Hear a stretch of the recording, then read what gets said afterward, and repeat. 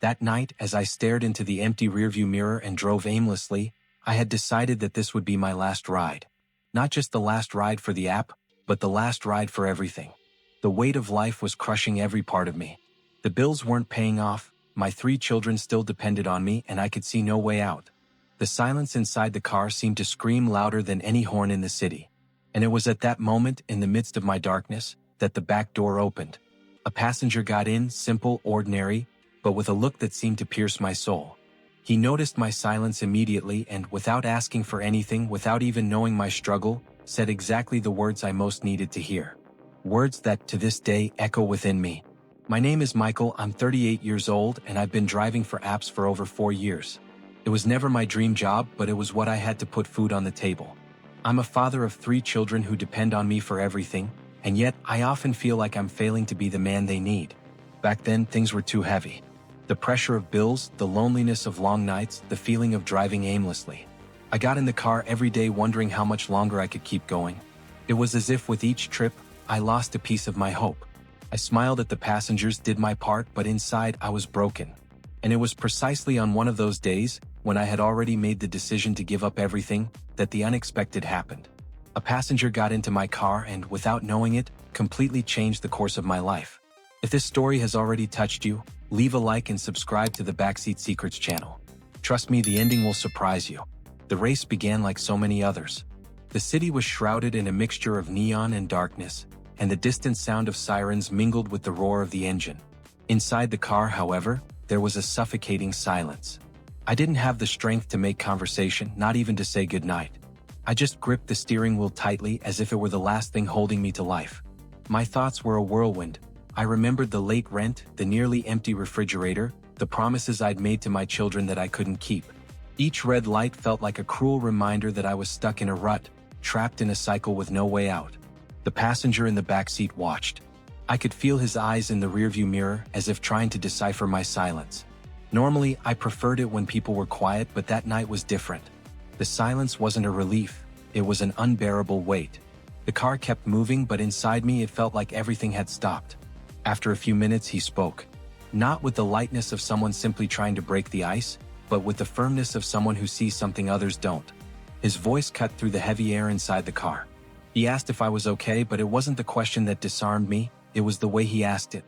There was a sincerity there I hadn't heard in a long time, as if he genuinely wanted to know the answer, as if it wasn't just a formality. It took me a while to respond. My eyes were fixed on the road, but my mind was in tatters. I felt a strong urge to simply tell him the truth, that I wasn't okay, that I was tired of fighting, that this would be my last ride. But the words wouldn't come. So I remained silent. But unlike most passengers, he didn't give up. He kept looking as if he already knew I was at war with myself. It was then that he said something that completely changed the course of that evening. Straightforward, without formality, he simply blurted out a sentence that seemed tailor-made for me. I don't know what you're going through, but I just want to remind you that someone needs you more than you know. At that moment, my hands sweated on the steering wheel.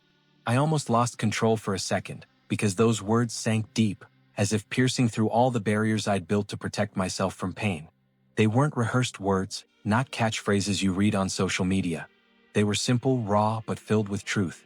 I glanced in the rearview mirror and saw that he was serious, staring out the window as if he'd just shared a secret. I couldn't respond immediately. Something inside me began to stir, like a flame I'd thought had already died out. I thought of my children, of the 3 little faces waiting for me at home, never imagining that night I'd considered never returning. That sentence echoed like a punch in the gut and, at the same time, like a silent embrace. It wasn't just about me. It was about them. About their future, about the stories we still had to live together. I realized that maybe I wasn't a complete failure, as my mind kept telling me. Maybe I still had a reason to keep going, and it was far beyond my debts and frustrations. The silence that had been heavy before began to transform into something else. For the first time in a long time, I wanted to speak. I wanted to tell how tired I was, how much I thought about giving up. But at the same time, I realized that maybe I didn't need to pour it all out there. Maybe I just needed to hear those words, let them wash over me and do the work I couldn't do alone. It was at that moment that I understood. Sometimes you don't need a speech, you don't need a grand gesture. All it takes is a phrase at the right moment. And that passenger, knowing nothing about my life, had just given me the phrase I needed most. After those words were spoken, everything inside me seemed to slow down. It was as if the weight I'd been carrying had lifted, even if only slightly. Not that my problems had disappeared, but suddenly I could breathe differently. I felt my chest open, as if there was room for something beyond the pain. The silence that had once crushed me now felt like a haven. I kept driving, but the road was no longer the same.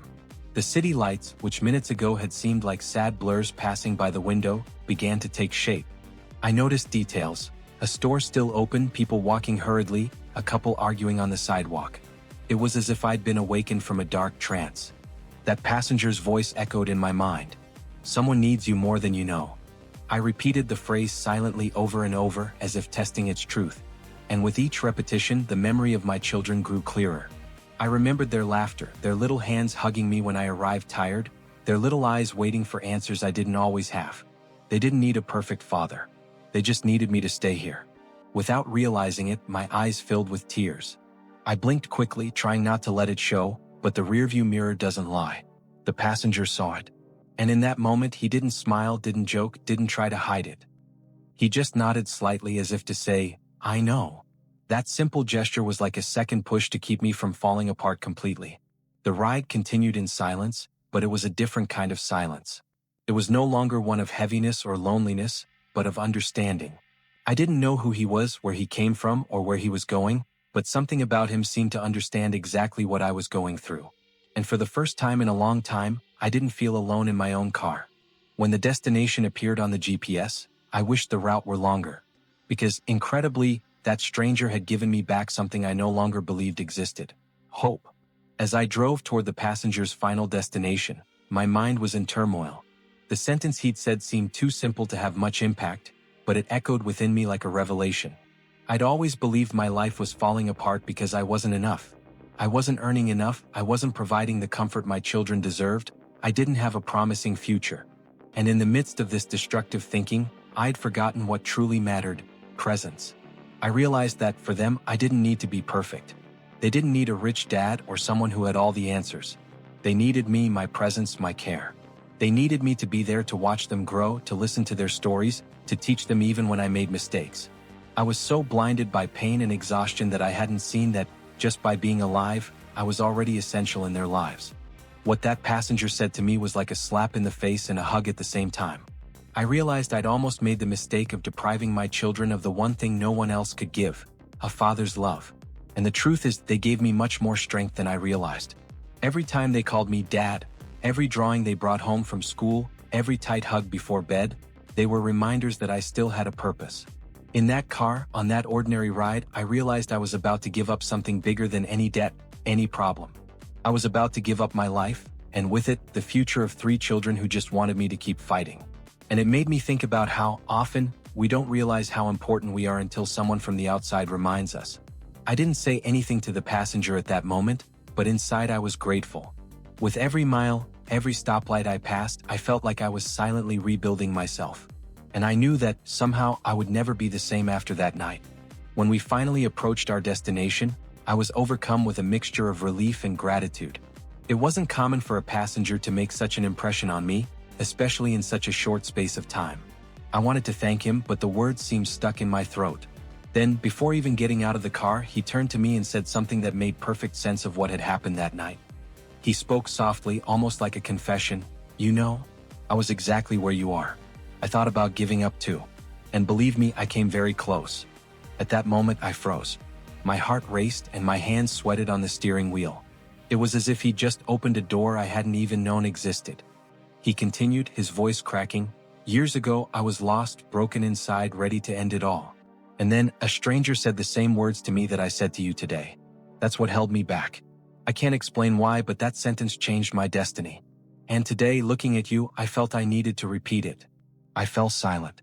It was as if the world had stopped for a few seconds. His revelation not only explained the sincerity with which he spoke, but also showed that what happened there was no coincidence. It was as if life had prepared this encounter, as if there were an invisible chain connecting people who once considered giving up, but were saved by a simple conversation. He then placed his hand on the shoulder of the person in front of you and said, "Maybe one day you'll find someone who needs to hear this too. And when that day comes, don't hesitate to speak up, because we never know how much weight our words can carry." At that moment, I realized I hadn't just received a phrase that lifted me up. I had just been placed within a chain of hope, which had begun long before me, and which now depended on me to continue. The passenger got out, closed the door, and before walking away, gave me one last look that seemed to say, "It's your turn now." And I stood there, my heart racing, understanding that this ride had been much more than just a job. It had been a meeting with my own future. If this story has ever made you think of someone you love, share this video right now. And don't forget to subscribe to Backseat Secrets, because stories like this can change your day. That night, I learned that sometimes a single phrase, spoken at the right moment, can save a life. I almost gave up, but those words reminded me that I still had reasons to fight. And more than that, they showed me that maybe one day I, too, can be the person who stops someone from giving up. What about you? Have you ever heard a phrase that completely changed the course of your life? Share it in the comments because your story might inspire someone who needs it. Thanks for watching until the end. See you at the next race.